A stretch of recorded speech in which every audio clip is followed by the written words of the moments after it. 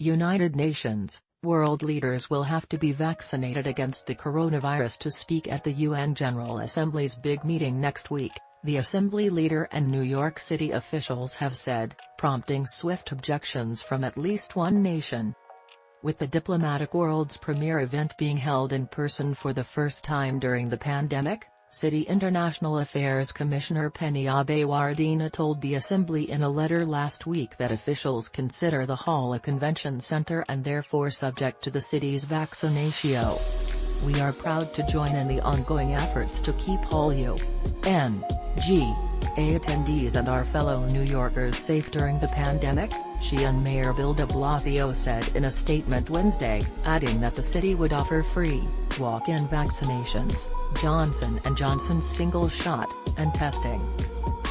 President Abdulla Shahid embraced the vaccination requirement in a letter Tuesday, calling it an important step in our return to a fully functional General Assembly.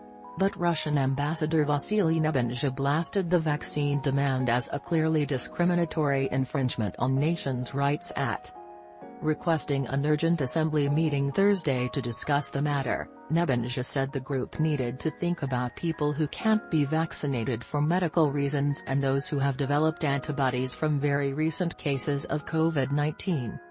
He also pointed to people who have gotten vaccines that don't have World Health Organization approval, the city's criterion for an acceptable inoculation. According to de Blasio spokesperson Mitch Schwartz, the WHO is reviewing Russia's Sputnik V vaccine but hasn't yet approved it.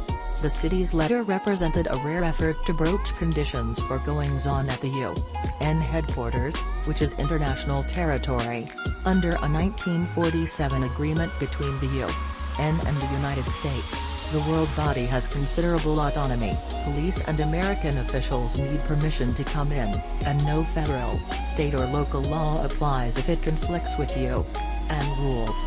Stephane Dujarric, a spokesperson for UN Secretary-General Antonio Guterres, noted the Assembly's authority to make decisions affecting delegates but said the organization would work to help implement them.